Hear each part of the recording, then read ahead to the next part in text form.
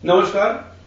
JM financial services limited के videos in horizon के book review section में आपका स्वागत है। और आज जिस किताब के बारे में हम बात करने जा रहे हैं वो किताब एक स्पोर्ट्स पर्सन ने लिखी है, खिलाड़ी ने लिखी है। ये इन्वेस्टमेंट की किताब नहीं है। निवेश के बारे में यहां पे कोई बात नहीं की गई है पुस्तक में, परंतु निवेशकों के लिए सीखने की बहुत सारी बातें हैं इस पुस्तक में। ये जो पुस्तक लिखी गई है वो है भारत देश के सर्वप्रथम आयरनमैन और अल्ट्रामैन ट्रायथलीट के बारे में। आयरनमैन एंड अल्ट्रामैन, लेकिन ये मैन नहीं है, ये वुमन है, अनु वैद्यनाथन।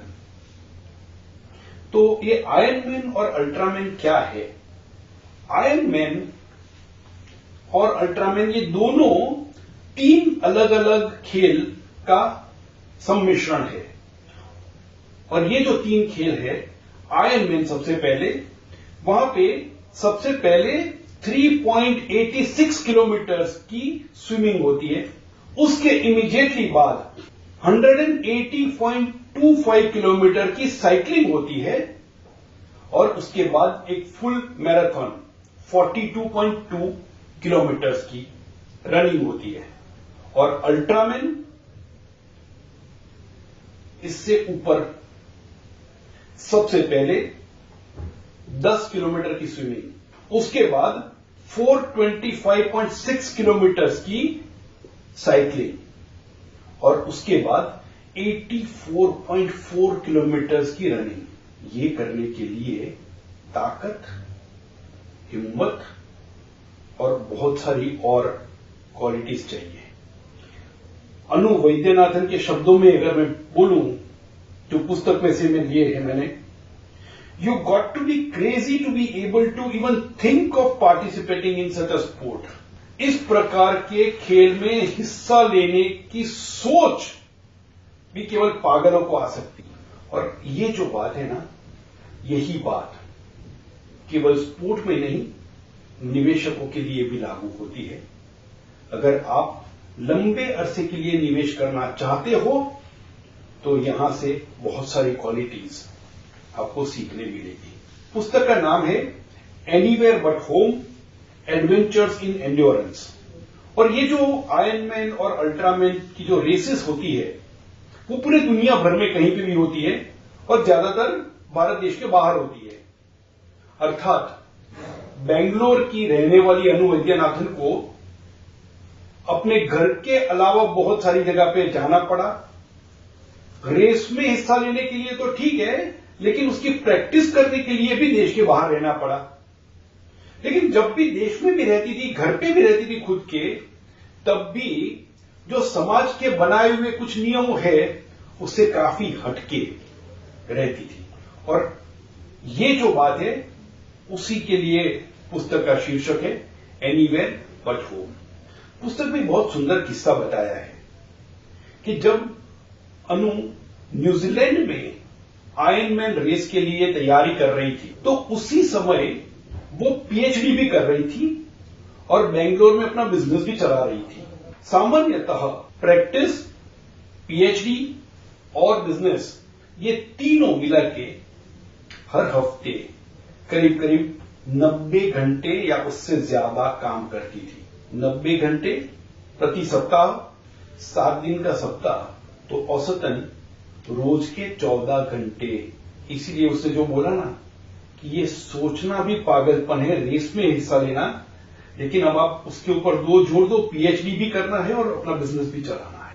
लेकिन उसी बात का जो उत्तर है ना, उन्होंने अपनी किताब में ही लिखा है। जो उनके न्यूजीलैंड के जो कोच थे उन्होंने बताया था, if it were easy it wouldn't be worth doing. अगर आसान होता तो करने में मजा ही क्या है। ये जो पुस्तक है, जब मैं पढ़ रहा था, मेरे पास तो ये जो पुस्तक है वो किंडल में है, तो मैं एक बार एक फ्लाइट में जा रहा था और उस समय पे वो किंडल में पढ़ रहा था अब किंडल में पढ़ रहा था, उसका अर्थ ये होता है कि मेरे अगल बगल में जो बैठे हैं उनको एक वो किंडल डिवाइस दिखती है और वो एक जो पेज है उसमें व्हाइट बैकग्राउंड और काले अक्षर उतना ही दिखेगा, कवर दिखेगा नहीं, किताब क्या है क्या नहीं, कुछ नहीं दिखेगा। तो मेरे बगल में जो बैठे थे उन्होंने थोड़ी देर वो स्क्रीन के ऊपर उन्होंने नजर डाली होगी और मुझे फिर पूछा कि कौन सी किताब आप पढ़ रहे हैं। मैंने उनको किताब के बारे में बताया तो उनका जो रिमार्क था, बोले मैंने जितना पढ़ा ना, अब उन्होंने तो जो आधा पेज जितना ही पढ़ा होगा, ज्यादा तो पढ़ा नहीं होगा, मैंने जितना पढ़ा उतने से लगता है कि ये पुस्तक जरूर पढ़नी चाहिए। तो मेरे को पैसेंजर को आधा पेज पढ़ने के बाद लगा कि ये पुस्तक पढ़नी ही चाहिए। मैं पूरी पुस्तक पढ़ने के बाद बोल रहा हूं कि सबको ये पुस्तक पढ़नी चाहिए। भले ही ये पुस्तक लिखी गई है एक खिलाड़ी के द्वारा, एक स्पोर्ट्स पर्सन के द्वारा, लेकिन इस प्रकार के जो स्पोर्ट्स होते हैं ना, जिनको एंड्योरेंस स्पोर्ट कहते हैं, ये एंड्योरेंस स्पोर्ट बिजनेस चलाना भी उसी के जैसा होता है, लॉन्ग टर्म इन्वेस्टमेंट करना भी उसी के जैसा होता है। और इसी के चलते एक और बात जो बताई लेखिका ने अपनी पुस्तक में लिखी है वो पढ़ता हूं मैं। I hope our child will someday see the value in dreaming, pursuing goals that are meaningful without flash bulbs, trophies, flowers or wine, and that he will understand the nature of persistence. उन्होंने ये आशा जताई है कि हमारे बच्चे उस प्रकार के मीनिंगफुल गोल्स के पीछे चलेंगे जहां पे कोई ताली बजाने वाला नहीं है, कोई इनाम या ट्रॉफी मिलने वाली नहीं है, कोई फोटोग्राफर्स के लाइन लगने वाले नहीं है, कोई एक फूल तक नहीं देने वाला है, लेकिन वो गोल को अचीव करना जरूरी है। और इस चीज को वो बोलती है परसिस्टेंस। हम हिंदी में उसको बोलते हैं लगे रहो। एक ठान ली है तो वो लगे रहो। और यही बात जो है वो कोई भी व्यक्ति खुद के या परिवार के फाइनेंशियल गोल्स अचीव करने के लिए निवेश करती है, तो उनकी जिंदगी में भी यही होता है। उनकी जिंदगी, परिवार की जिंदगी के लिए ये गोल मीनिंगफुल है।